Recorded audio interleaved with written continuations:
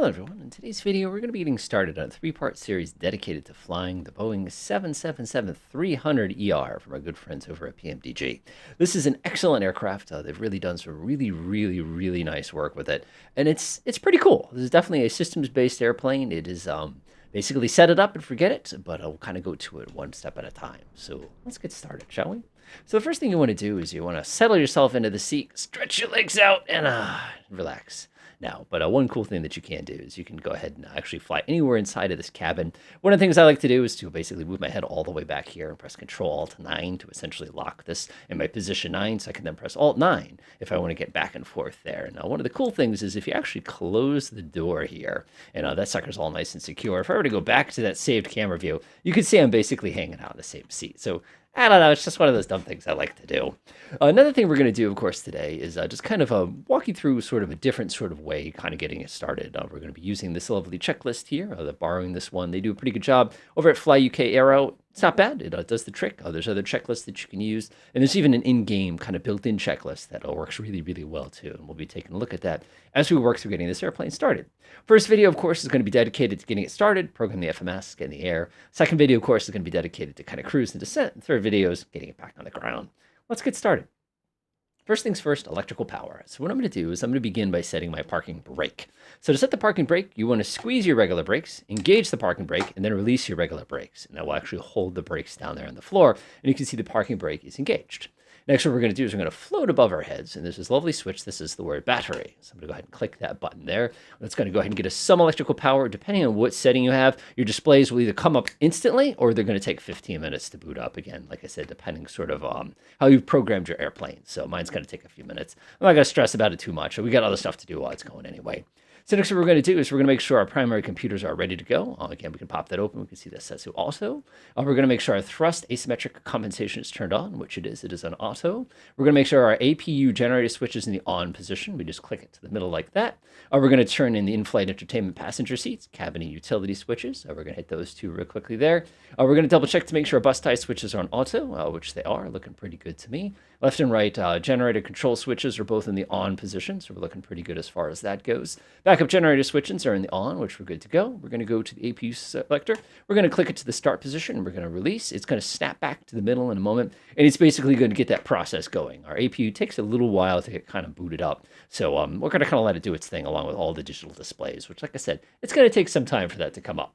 So what we're going to do now is we're going to go flip over to our navigation lights. It's always friendly to leave the nav lights on whenever you have any hydraulic pressure in the airplane. You can see that's basically chilling right now. I'm actually just going to set these two like that, so it's good to go. Exterior lights are fine. I don't need to change any of that. If it's nighttime, a lot of times what people will do is they'll turn on the logo light, which is going to basically flip on the light that's over here on the tail. Not going to do that. Doesn't really matter. Like I said, leave it on nav for now. It's not nighttime or anything like that. Cockpit lights are good. Emergency exit lights. Those are the ones on the floor. You want to come over here and snap them to the armed position, and you can go ahead and close that real quickly like that. We're going to make sure our two pack control switches are on the auto position. Again, packs are what keeps us warm and cold. You want those going basically as soon as you can get them going. We're then going to go ahead and make sure the ADIRU is enabled. That's basically going to be our navigational computer. We're going to make sure that's on, and then we're going to go ahead and head to the FMC and start programming things.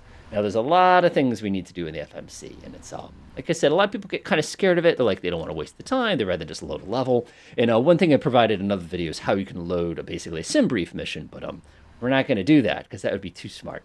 So instead what we're going to do is we're going to go over here to the flight sim actions first. I'm going to swing to the payload button, and you can press the packs button. You can see we're fully loaded here. And if I go return, you can see payload, pretty good basically breakdown of payload here. So it looks pretty good. Gross weight, takeoff, all that zero fuel weight, everything's pretty good to go. I'm not going to worry about that too much. There's a nice little kind of summary level and stuff. We're essentially as loaded as this plane can safely go. If we know we need a little less people, of course, we can kind of come in here. This also gives you access to ground connections. We can request like the jetway. Of course, we have our wheel chocks if we wanted to go ahead and get started that way. The wheel chocks is something we're going to remove in a few minutes. I'm not worried about it yet. But like I said, I just like to hit that real quick. So to the FMS, it's going to scream at me that my navigational data is out of date. It's going to say your inertial position's out of date. Don't worry about that. So one of the nice things here is getting to the next page is a matter of just pressing pause init or pressing the init ref button. So I'm going to press pause init. Now you can see our last position was 4147 north. The other thing you'll notice is we have a GPS position of 4147 northing. Westing is 7126. Now wouldn't it be nice if I could just type this in and put it right here? I got better. Just click on this button. It'll copy it, and then you click right here, and it will set it. So now our position is initiated. And the cool thing here is if you look up here, you will notice that it actually recognizes us here lovely in PVD, which is handy. Another thing we'll do while we're here is we're going to go ahead and dial in our current location, which is PVD. We don't have a specific gate here. I'm not going to put in gate 13, but that's where we are if you're curious. Don't worry about it. It's not going to cause any issues. And we can come in here and make sure everybody's working okay, which it is, which is cool. So you'll notice down here in the bottom right, it automatically switches to the root button. It expects this to be kind of our next step. So I'm like, yeah, sure, we'll do root. Why not? And what it's going to be doing is it's looking for an origin point. It's looking for a destination point. So there's also, of course, like if we wanted to save something, we can come in here and do that. So I'm going to come in here, and we're coming from PVD, and we're going to be flying down to MCO today. So, okay, Mike Charlie Oscar. That is going to be a good friend, Orlando Airport. I've been there a few different times. We're going to go ahead and press activate and then the execute button. Now, a lot of things just appeared here. One thing you'll notice, you have a request, you have a report, you can save this route if this is something we need. You'll also notice that it's looking for the correct runway that we're going to be utilizing today. We're also getting all sorts of angry alarms. Don't worry about that too much. That's this thing just doing what it does. And again, you have a nice little cancel recall button, so I can go over here and I can clear that all out if it bothers me. And again, the next emergency is the emergency I actually care about, kind of a thing like that. So I'm just going to go flip that over there. Not going to worry about it too much here, but we can continue working with this device right here. So now what we have to do is we have to dial in our route to get to our destination. Now, the nice thing here is if you go on the website FlightAware, now again, this is if you're not using SimBrief, they actually provide you with a great little routing right here. We can actually see very, very clearly what we need to do for our particular route here. Now, what I'm going to do basically is dial that in myself. So one thing I'm going to do, though, is I want to figure out where the wind's coming from, and we've got a handy-dandy tool for that. I'm going to actually go to me, ground operations comes a little later here. I'll go to performance tool. I can import the weather. It says import my iCal code. So if I want to, I can go hit this. It's not going to hit anything. So let's see here. iCal, being absolutely blind, especially when it's in the upper corner there. Okay, let's say PVD. I'm going to go ahead and there's PVD right there. Francis Green. We don't know what runway we're using. We just want to import the weather. 21012. So that's runway 23 today. So I'm going to come in here and pick runway 23. It's going to do some quick calculations for us. I can even hit calculate if you want. It's going to say invalid weight input, and it's going to get all grumpy at me and stuff like that. And that checks because we haven't done anything really to get this plane actually booted up yet. But the cool thing here is we know we're going to be using runway 23. That's helpful for us. So what I'm going to do is I'm going to come up here. I'm going to go ahead and dial in 23 and push that. It's going to say, you're sure? I'm going to press execute. So now what we have to do is dial in the individual parts of our flight here. So I'm going to go to the next page button, and you can see via means what particular road you're on. Think of the highways, your jetways, airways. Over here is a specific waypoint. So we know our first specific waypoint, if you remember, was jumper. That's J-U-M-P-R. So I'm going to come in here and just dial that in just like this. J-U-M-P-R, just like that. This is going to be a 2. I'm just going to press right there. It's going to say, you're sure? I'm sure, but I'd rather dial in the rest of it before I move to the next step. Now let's go ahead and dial in our next one. So our next one is going to be rifle. Maverick. Come down here and dial that one in. And if you look over there really fast, you'll observe that everything has been entered into this one for that little route that we found over on FlightAware. So it's actually ready to go. Now, there's one little piece that we skipped. So let me go ahead and open this back up so you can take a look. You'll notice we skipped ALINA 4. ALINA 4 is actually a little special because it's going to be our arrival procedure once we get down there. So that's actually pretty good for us. So what I'm going to do now is head to my departure and arrival procedures. And you'll notice here for runway 23 is my selected, and I have no standard instrument departure selected. If I come here and hit this, and I come over here and hit this, there's just none. We just don't have any of those loaded in here for PVD, making our life a little bit simpler. So if I go to arrival real quick here and go to MCO real fast, and I go ahead and press this one, you will see there's my ALINA 4 basically hanging out at the top. Cool. So ALINA 4, and it's going to ask me, how did you want to get there? Remember, high back was our last waypoint? Click. Yo. So we're ready to go for that. So the last thing we need to do is figure out what runway we're going to land on. And this is more of a flight planning thing than it is this particular airplane. But one of the cool things is, I can go ahead and do landing en route kind of. We'll do landing dispatch here. So we're going into MCO real quickly here. This is where I'm going to be going. We don't know any of this stuff, but we can import the weather. We know it's variable at 3. So that means we're landing to the north today. So anything in the north-facing runways is fine. 3-5 left is probably fine. 3-6 right is actually not bad either. Let's see, we're going to be taking our right turn on final. We'll do 3-5 left. I think that's fine. So do we want Faubourg or do we want Nagy? Obviously, we want Nagy. And again, you'd have to take a look at your actual instrument flight plan to know which one to pick. So that part is done, except if you go to your legs page, we want to confirm that we did everything correct. So one of the things I like to do in this plane is I actually come up here, open up the FS range, and I pop it up to like a pretty long range so you can start seeing the individual waypoints here. And then the other thing I like to do too is I like to flip this to the plan mode. And when you put it on plan mode, you can actually step through your flight plan one click at a time. So you can see rifle, heady, brig, there's stairs, there's ears. I love the names of these things. Let's see, baha, there's high back. And one of the things I noticed is high back does not connect to where we're trying to go. Uh-oh. As a matter of fact, if we look at our FMS, we can see clearly that there's an empty space here expecting something. And this is route discontinuity. So what I'm going to do is click on Nagi, which is going to make a copy of it, and I'm going to pop it right there. So now if I press execute and look back up, you will notice high back now actually links up to Nagi. So let's go ahead and zoom out just a little more here so you can see a little more clearly how high back now gets us all nice and lined up there. So let's go zoom in quite a bit. Let's go ahead and step to the next page here. And again, you can see this is our final approach, bringing us into that lovely runway down that we have to be about 5,000 feet for that final approach. There's intersect. You can see it kind of gets us all lined up. Bam, and there's our missed approach in case something comes up. So we'll go ahead and exit out of our flight plan mode. Looks good to me. I'll switch back over to map mode. Sounds awesome. And again, we can step through and check to make sure we have no more of those. But we've done a really, really nice job here. So now what we're going to do is we're going to tell the airplane what our performance is going to be. The performance, of course, is going to be completely dependent on a lot of things. So we're going to show you a cheating method to do that. So I'm going to come up here. I'm going to press init ref, and it's going to bring me right to the perf init page. Now watch this. You see this little thing down here that says perf init request? If I press that button, what it will do is it'll actually send a digital thing to digital fake dispatch, and it will try to calculate all the critical components of my individual flight here. And when I dial that in, they'll actually send the data back to me. See that? And it'll say, do you choose to accept this data? Of course I choose to accept this data.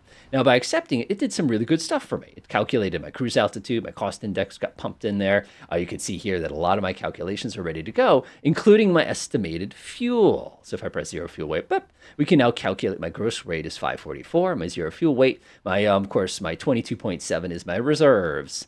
Now, one of the things you'll notice here is this says the word insufficient fuel.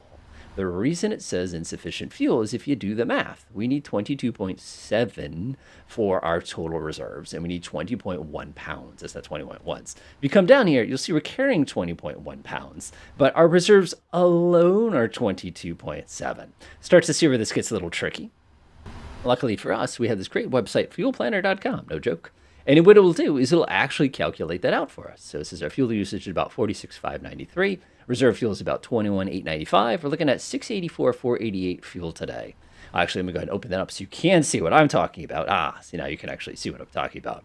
But again, there's our magical number there. Unfortunately, it won't calculate that, which that's a bummer. But that's okay, because we can now use that number. Let's go back to the menu. We'll go back to FS. We'll come up to fuel. And all we have to do is dial that magical number, 68488. 68488. We're going to go ahead and click right here. Pop.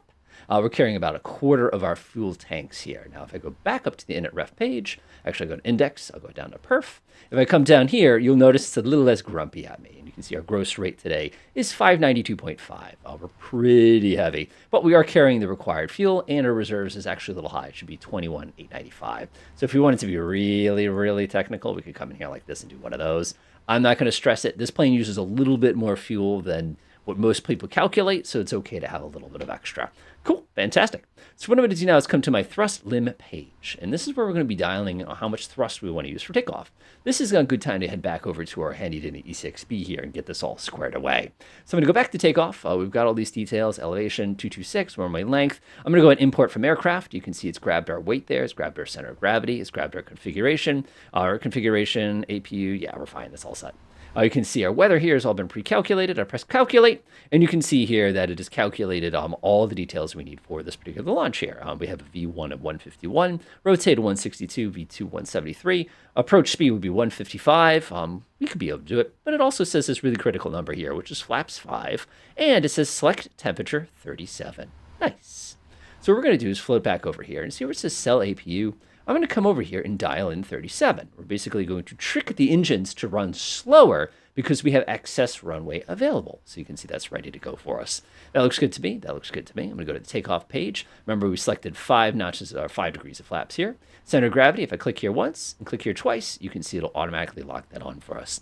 Now, these guys here are going to be all of our V1 speeds. You can see they're ready to go. V2 is a very important number for us. I'm actually going to float up here, turn the sucker on real fast. I'm going to dial in that V2 right away, just like that, so that's ready to rock. Super. All right, that's all good. One thing I do want to do here, while we're here, we might as well dial in our first altitude, which since we're not using ATC today, I'm going to put it in at 36,000 feet. So that's going to work pretty well. And then, of course, while I'm here, I'm also going to go ahead and dial in the runway heading. Yes, I know, I did that the long way. That was silly on my part. It's not going to be 230. It's going to be 230-ish. You'll see what I mean when we get there. So that's all set. I'm happy with all those things. Pretty much good to go with all that. So now what I like to do is, with everything kind of squared away, the FMC is pretty much ready to rock, and we're ready to kind of get this thing rolling. But what I like to do in this aircraft specifically is I like to press the checklist button. And you'll notice there's a couple of things it's going to ask us to do. Well, one of those is going to be to test the oxygen, which we want to test that. Very nice. I like that. I can breathe. I can breathe. Check. Flight instruments, we're going to press the B and the D key. Those all got pre-programmed. Check. So now we're good to go. Now if I press the normal page, you'll notice it comes to before start checklist. Flight deck door are closed and locked. There used to be a little switch down here that you actually click and lock that out, which looks good. Check. Mode control panel, MCP, V2 set. We have our heading and track set. We have our altitude set. Takeoff speeds calculated. Check. CDU pre-flight complete. Trim units. So we need 3.75 units of trim. I gotta move my head down here. Okay, you can see we are a little off on the trim there. So what we have to do is we have to actually adjust our trim here. Now we have no hydraulic pressure, so setting the trim is a little awkward here. So we're not gonna worry about that just yet, kind of a thing like that. Sounds good. Taxi and takeoff briefing. All right, so we're flying to Orlando today. We're gonna be taking off runway 23, and of course it's gonna be standard takeoff, departure, all that other blah, blah, blah, blah, blah, blah. You know how these things go. All right, beacon's gonna get turned on because it's time to get this thing started. Click. I'm going to go ahead and check that one. Beacon comes on. I love how if you actually turn the beacon on, again, this is your little let everybody know you're getting started warning. It'll actually pop up to let you know. So if I press normal, it'll actually bring you into your before taxi. We are now ready to start this airplane. Exciting, right? All right, let's go ahead and check our last set of notes here. Window heat is going to come to the on position. Let's see here. Check. Primary hydraulic pumps. This is the weird part. Primary left and right engine hydraulic pumps are on. Check, check. We're going to make sure C1 and C2 hydraulic pumps are off. They are off. Check. We're going to make sure L1, C1, C2 R demand hydraulic pumps are off. Check. We are going to make sure that the seatbelt signs are auto norm. Check. We're going to make sure that our auto start switch is in the on position, which it is. We're going to make sure our left forward fuel pump is on. Actually, we're going to turn on all the fuel pumps. Let's be realistic. Anti-ice, it says required equipment cooling is auto. Gasper switches. So we're just going to come up here and check those. Jiggity check before you riggedy wreck. Recirculation fans on. Flight deck controls as required. Set. Left and right pack control switches are both auto. Check. Left and right control switches. Trim air. Isolation switches auto. Engine and bleed air. Check, check, check, check, check, check. Looks good to me. We're going to just double check to make sure our pressurization panel is set in auto. Auto, auto. Check, check. We're going to make sure that our ATIS is all set, our FMC is all set, MCP, FD, AT, LNAV, VNAV, flight instruments, auto brake. Ooh, auto brake, click, nice. And we're also going to make sure that common audio pilot is ready to go. Fantastic. It is now time. Oh, almost done. Transponder and TCAS, so we're going to float down here real quickly. Let's see here, TCAS, TCAS. We're going to make sure it's Centara, correct, abs, rel, looks good to me. That is not really, that makes no sense at all. We'd at least be 1200, even though like you'd get your ATIS code from, like if you're doing ATC or something. All right, aileron and rudder trim, we're going to make sure they're both set to 0. Check. That looks check to me. Chickadee check before you riggedy wreck. All right, let's see. Takeoff briefing is complete. Doors closed. I love this part. So what I'm going to do is I'm going to come over here. I'm going to go to ground operations, and we're just going to go through door management. Everything is already closed, so we're pretty much good to go. I don't have to worry about that too much. Ground electrical equipment. We're going to confirm that it's all disconnected. Connect all ground things. Check, check, check, check, check. Looks pretty good to me. We're on a parking brake, so we can actually safely remove the chocks. It's actually not that big a deal. One thing we could do here, of course, is this is actually sneaky, is we could actually ask them for basically pushback here. If we go to ground ops, we can basically say that we need a right turn. It's a short turn, custom, there we go. And let's see, I'm not going to worry about any of that. And again, you could actually do all the turnaround and stuff like that. I'm not going to worry about any of those things. Looks good to me, looks good to me. Like I said, I'm not going to fiddle with it too much because I have my own way of backing up, as everybody's well aware. All right, doors are closed, ground equipment's closed, right electrical demand pump gets turned on. So we're going to go over to this one, right electrical demand pump. Let's go ahead and take a look to make sure I'm not making a mistake. C1 and C2, right electrical is auto, click. Primary C1 and C2 electric hydraulic pumps, checked. Left electrical demand hydraulic pump is set to auto, check. C1, C2 air hydraulic pumps are both set to auto, check, check. Left and right fuel pumps are going to be set all on. We have, do we have center fuel today? We have no center fuel, so we're not going to worry about these two pumps right here. Check. Recall, checked. Okay, so I press the recall button. It's going to tell me my engine's shut down. So we actually have most of the angry stuff all taken care of. Nice. All right, let's do it. So starting this thing is relaxing. This is my kind of airplane to start. So what I'm going to do is I'm reach above my head, and you have two switches here. You have start and norm. And the way this works is incredibly scientific. Click, Click, click. That's it. That's all you got to do. Now, this aircraft, the APU is more than strong enough to start both of the world's most powerful jet engines ever invented. So these things are GE90s, 115Bs. They're big, really, really, really, really, really big engines. And you can see it's got enough boost to actually, just like that, start both of them.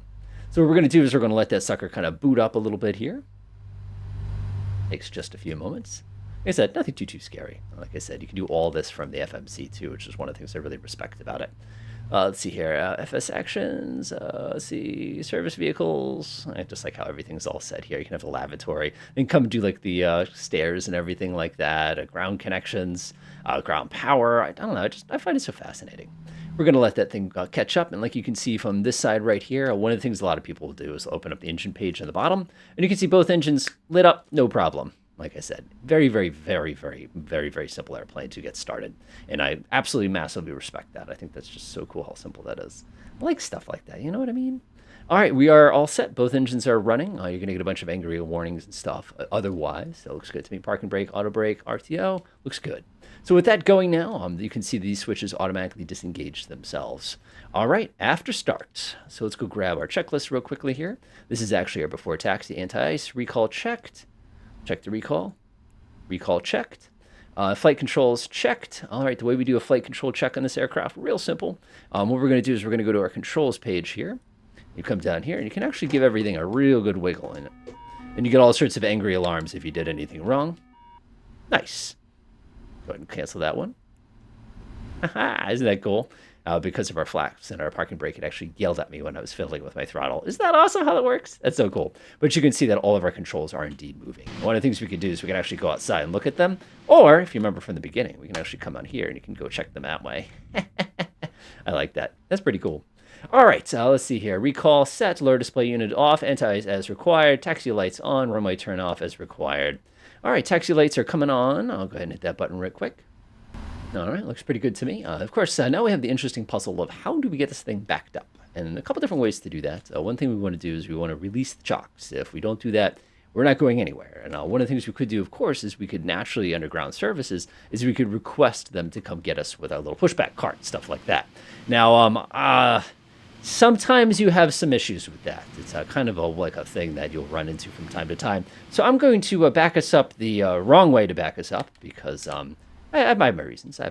There are worse ways to make a plane go backwards than getting pushed back. And I don't know. It's kind of ironic when you do 1980s technology or techniques here and you back the entire airplane up with its own reverse thrust. Now, this is not an approved procedure by any means, but it is incredibly amusing when you do it. There we go. Oh, easy on the brakes. Easy on the brakes. Fantastic. All right. Nice job. Nice job. Please don't do that on any of the major sim networks. They get really grumpy about that. All right. So we're heading to runway 23 here. 23, of course, is going to be off our right. So if we look out our 12 o'clock here, you can see, again, we're a gigantic plane here. A couple different ways to get here. Easiest way to do it, they basically have us come here and kind of basically cross right there and keep it nice and simple for us. So I'm going to go ahead and double check all my switches. We probably have a couple things to disarm here, kind of a thing like that. That looks good to me. We'll go ahead and reset my brake here. Get forward, my guy. Forward. I miss it when you can just hit a button for it, kind of like X-Plane style, but that's perfectly fine. All right, that's looking pretty good. Let's go ahead and get a taxi checklist. Taxi to assign runway, maximum 20 knots. Double check to make sure all of your instruments are indicating. They're indicating just fine for me. Let's see here. We're going to set up our flaps and all that other good stuff. We're doing 5 degrees of flaps today. So I'm just going to pop down that to the 5 degrees position. And you can see we've got that selected and it's making its way down. Awesome. So everything's looking good. Our plane is pretty groovy here. Like I said, we don't have to do anything. I'm actually at idle right now, and we're having absolutely no difficulty. Naturally, in the real world, you have to ask for permission to do what I'm doing here. But like I said, I'm keeping it relatively simple here. If we actually pop back to this little seat, you can see the flaps are coming out here, getting ready to go. Like I said, it's so cool, isn't it? So we're going to go ahead and cross this runway. Complete disrespect for anything what we're supposed to do. But like I said, at least we're following the checklist today correctly. Moving along, like I said, easy peasy. You don't need to give this thing much power. These engines have a lot of inertia, so it's going to take some time to actually get them in a position where you can utilize them. One thing that I like to tell people too who are new to this plane, they just saw it and you picked it up. Remember, the wheel that steers is behind you. And now, because it's behind you when you go to take turns, you have to basically anticipate that turn before you take it. Like, here's a really, really good case in point coming in a second. Now, you can see I have to take a left here, and then I have to take a right. And you can see my wings are actually completely clear of the taxiway here. As a matter of fact, if I'm not careful, I might knock out one of those lights because of just how stupidly huge this is. So when you're steering, you always have to imagine that the seat that you're steering from is actually here. So if you imagine it, and I'm coming out here, for example, and I'm getting ready to execute my left turn here, this is actually where the wheel is. It's right where I'm parked right now. So like when I execute my turn, I have to remember that it's almost like riding around with a trailer. You're turning from this point. You're not turning from the point that you're at. See how I've already passed by where that point in the ground is? And if you look at it from outside, you'll see that I nailed that. Like I said, it's just one of those little things you have to kind of get used to. So we're going to go ahead and take a look real quickly here, and we're going to move to our next step of the checklist. Let's go ahead to the checklist button here. Flight controls check. Ground equipment is clear. I'm going to press normal here. It's going to say flaps are 5. I love before takeoff. Normal. Looks good. That's after takeoff. We're ready to go. I'm going to come a little wide here. Bring us around here. I'm going to go hit the brake. There we go. Fantastic. Here we go. Let's see. Taxi before takeoff. Parking brake set. Cabin lights is required. Flight instruments check. Engine instruments of takeoff data is computed. Check, check, check. Takeoff navigation equipment is check. Request takeoff. Landing lights on. Strobe light on. I'm going to flip on our landing lights. The strobe light comes on next. Looks pretty good to me. Transponder TARA. T-A-R-A.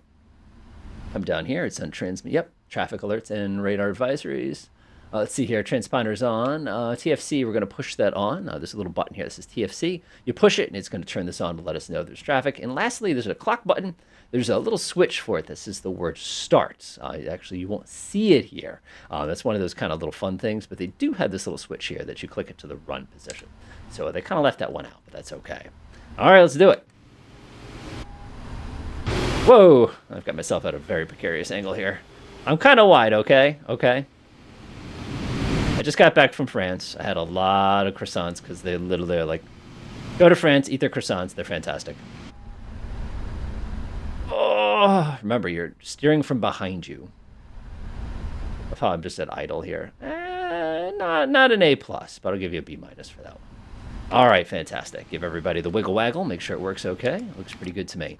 Okay, takeoff. Love this airplane. It is a little weird to take off. One of the things we're going to do is we're going to go ahead. Cabin's ready.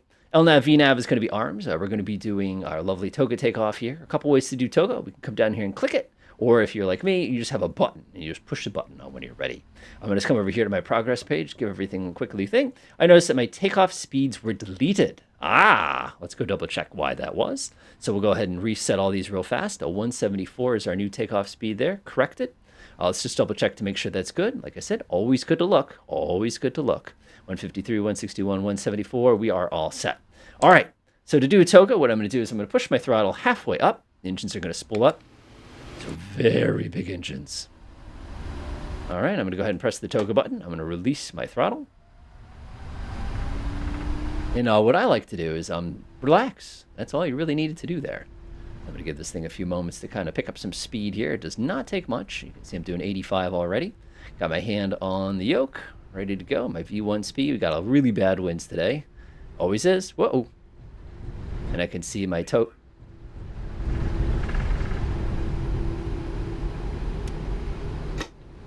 Positive rate. Gears coming up.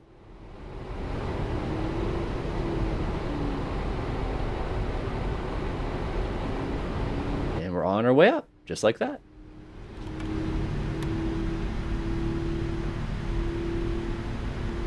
Delightful.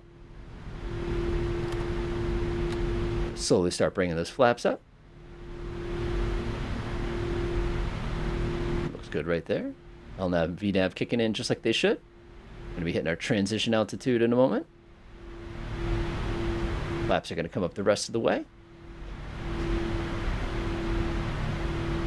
And I like to kind of fly it a little bit here. And take advantage of that really fantastic fly-by-wire they have there.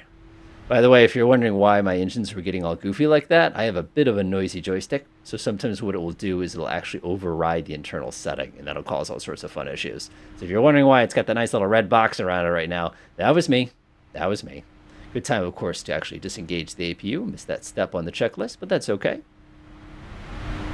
All right, looking pretty good. Give it a couple of taps of down trim there. Climbing smoothly at about 250 knots. I like that, like that. Get powered through these big clouds here. Pretty warm outside, so we don't have to worry too much about some of that nastiness. Looks good, looks good. Climbing through 4,700 feet. Pull that nose up just a tiny bit there. Yeah, looks good right there. Again, very, very easy plane to fly. You're not going to be finding yourself fighting the controls by any means or anything along those lines. All right. Automatic pilot engaged. I have a button for it. I recommend you do too. So now let's go ahead and take a look at our next checklist. Landing gear is good, and press the normal button. All right, that's a descent. Wow. All right, after takeoff checklist. Positive rate, check. Auto brake, off. Check. We're going to make sure the taxi light is off. I'm going to stick my head up here. I'm going to pop off the taxi light. I normally wouldn't fly with strobes in a cloud. That's a bad thing to do. Transponder was good. Runway turn-off lights off. Cabin lights as required. Autopilot engaged when suitable. Check. Altimeter, we're waiting for 10,000 feet here. Just power right through that cloud there. Now, the reason we're waiting for 10,000 feet is right now we still have our landing lights on. Look how amazing this airplane looks. You can see them just sort of chilling, a little bit of Providence behind us as we go powering through this cloud here.